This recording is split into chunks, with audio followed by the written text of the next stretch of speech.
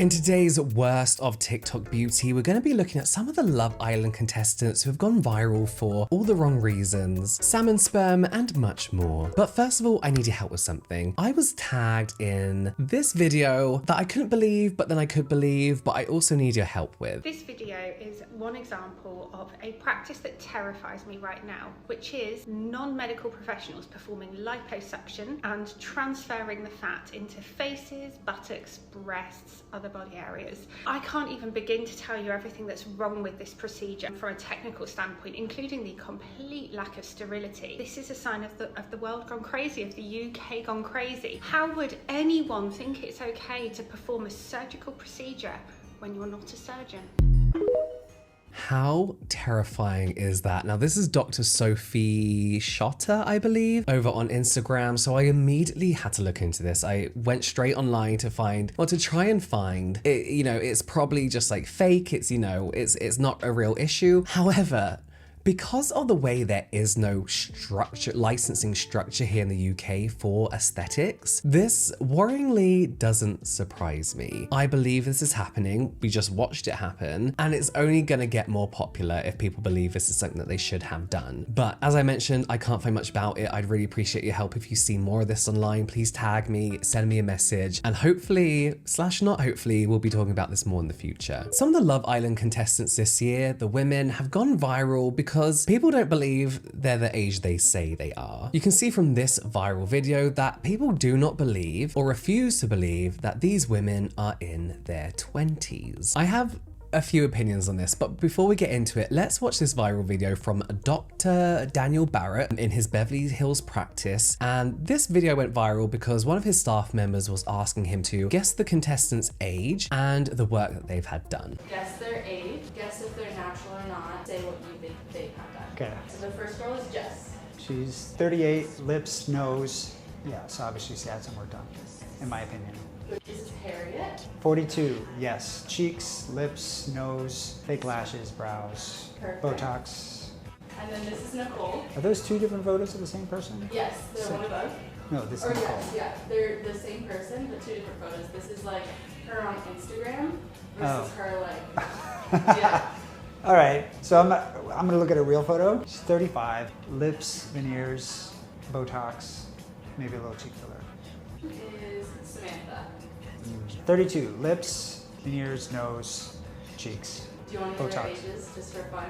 Yeah. Okay, so Samantha is 26. Oh God. Nicole is 24. Oh my God. Harriet is 24. Oh my God. And then Jess is 25. Wow. Plastic surgery and injectables done incorrectly can make you look older. Boy, I was really off.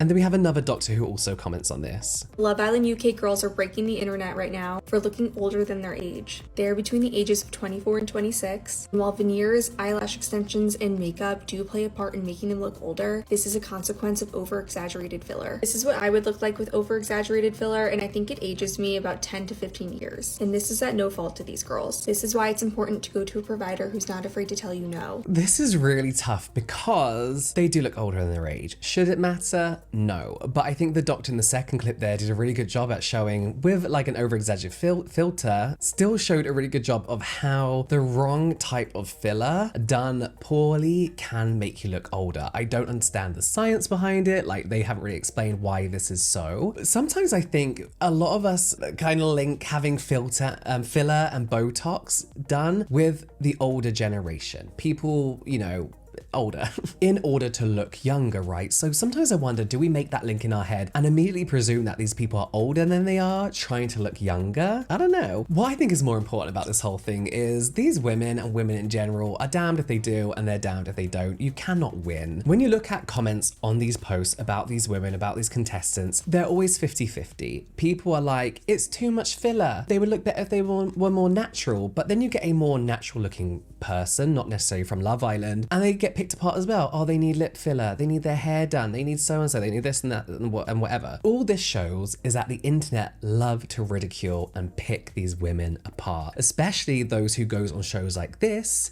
let's be honest, have probably had this work done because they see the contestants that go on before them in all the years this program's been on. I feel like maybe they need to get something done, knowing that they're also going to be judged by the general public. Would 100% natural faces make them look younger? Maybe. Would a better injector make them look younger? Very possibly yes. But all in all, this just goes to show that, as I said, the internet's favorite pastime is to happily bash how women look. Unfortunately, shows like this don't help. Let's be honest. It's horrible to sit here and talk about this in general, but it is a show about commercially attractive, often the same looking 20-year-olds who all live in a house together, a villa, who all want to become famous, big influencers out of it, and get a little pretty thing contract, right? It's hard to say we shouldn't be commenting on these looks, both the men and women, when that's a huge part of the show. It's a shame that it is, but it's one of the main things about this show. Also, not to be rude to them, but the pictures that they took, they're just really unflattering pictures. When you look at the actual footage of the show itself, they do not look like these promo pictures. They do not look that aged. The lighting setup you can usually tell by looking at the subject's eyes, looking at their irises and pupils and seeing where the lights are. Looks like they have a light up here, which is known to highlight everything, right? I've got a light up here and you can see I've got this big shadow under my chin, right? To hide what essentially used to be a double chin. It's also adding a little bit darkness under my eyes, which I don't really care about. If I had a light down here that both also flash to get rid of any harsh shadows, it's gonna look very harsh on my skin. You're gonna see lines that you probably can't see to the naked eye because these tiny shadows are created. You're going to see uneven skin tone, sun damage. You're going to see bad tanning. You're going to see everything. This lighting shows up everything. There are a number of factors here that are aging the way these women look. Bad choice of filler and injectables is probably one of them. Honestly, I just think the picture's already unflattering. Salmon sperm is the newest viral sensation over on skincare TikTok. This is actually a trend that genuinely comes out of Korea. A lot of people like to jump on a trend and say like it's a Korean trend, like slugging, when it's not. But this has genuinely picked up a lot of popularity in Korea, and this is why people are starting to notice it. So before I explain it properly, I'll just explain so we can watch the videos. This is the idea that injecting salmon sperm into your skin, helps with collagen production and makes your skin look tighter, more youthful and shinier. You see this? I just got salmon DNA injected into my skin. It is apparently all the rage right now in Korea.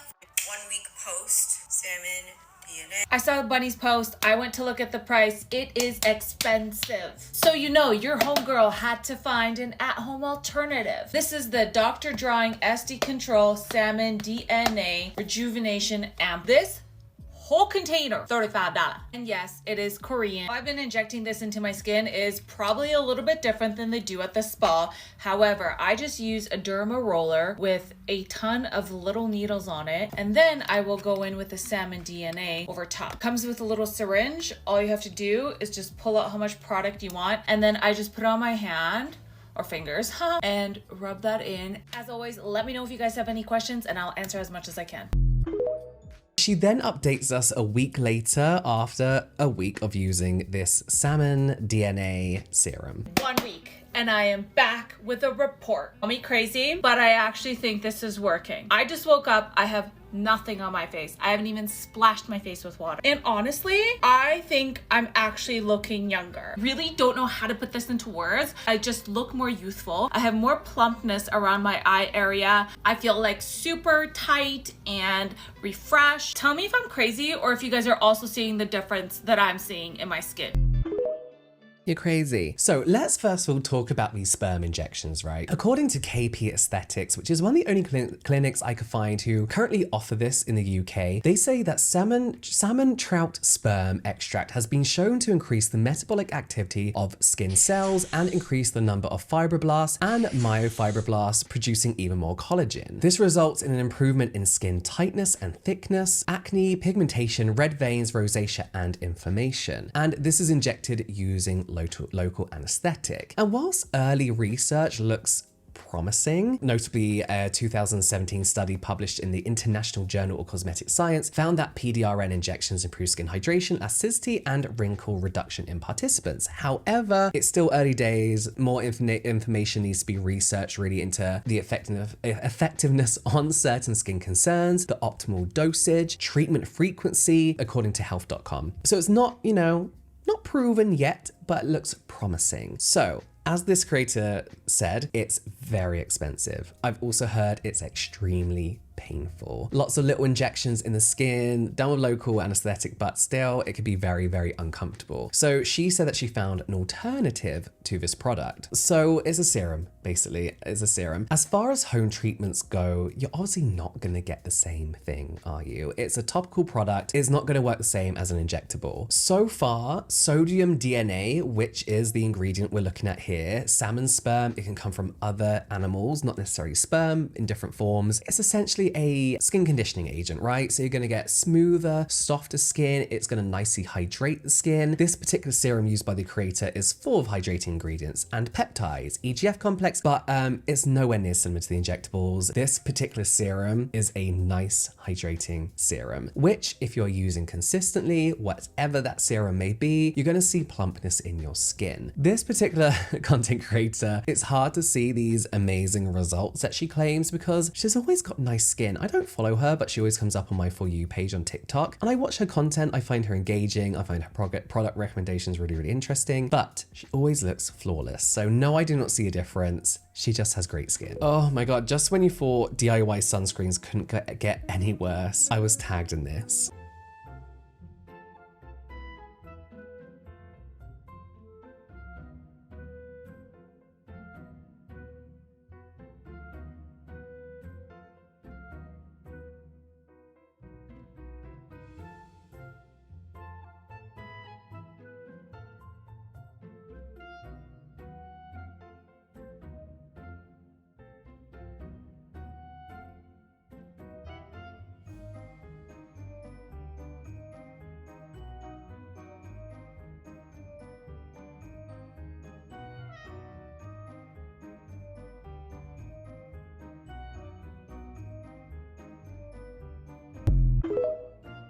Okay, one thing we have to remember is, especially in the US, sunscreens are regulated as a drug. You cannot make drugs in your home. I mean, you can if you want, but like you can't make sunscreen at home. They're notoriously difficult to make. They're expensive to make. If you can just whisk up a few oils and call it a day, so many brands would be launching sunscreens, right? One thing I saw a lot of cosmetic chemists talk about when it comes to these DIY sunscreen videos is you cannot make sunscreen with a whisk at home. It's just not gonna work. In a previous example of a DIY sunscreen recipe that went viral, we at least saw an attempt of some sort of UV filter being used, right? They were using zinc oxide. But as we know, you cannot just buy zinc oxide, pour it into a beaker, mix it, and hope for the best. Zinc is notoriously finicky to use as a UV filter. Sunscreens is notoriously finicky and difficult to create. So we don't see that in this video at all. There's one point where this creator says, now let's add the actives. So let's list those actives. It was avocado oil, raspberry seed oil, vitamin E oil, and carrot oil. Now I believe she's alluding to the fact that these are the UV filters. These particular oils are known throughout the kind of like clean beauty cult as being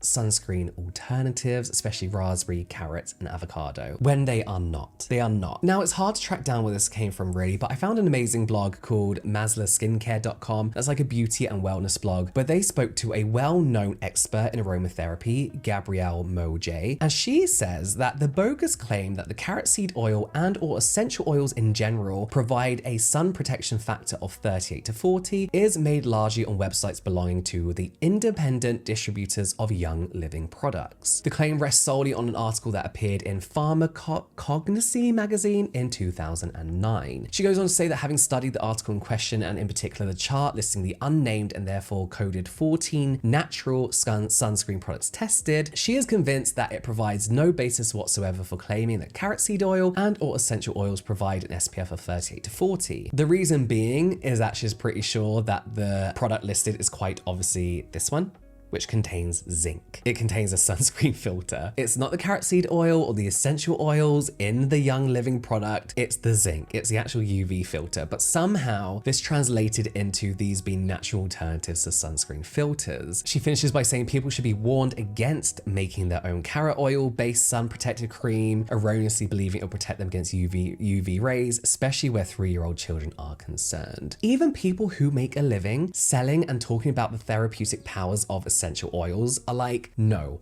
This is absolute bullshit. Oils do not contain SPF of any kind whatsoever. So while some of these oils used in this DIY moisturizer may has some antioxidant properties, maybe can be soothing, moisturizing, etc. And this recipe has probably made a fine enough moisturizer, a nice emollient. There is just no effective way of making sunscreen at home. And it's not a question. It's not a question, it's just the fact. What is terrifying is that we live in 2024 where we have so many voices of education, science, and reason online, but we've somehow gone backwards. Like, when did this happen? Those of you that have been with me a long time, you know, like, sunscreen was big, it still is, it's really popular. And then, you know, the DIY cult came, and then science happened, science education happened, and we've somehow gone back a giant step because of TikTok mainly. And there just seems to be this belief that there is some kind of like person who owns cancer and is like, no, I want people to apply cancer in the form of sunscreen. This is what people genuinely believe. And this is going to sound so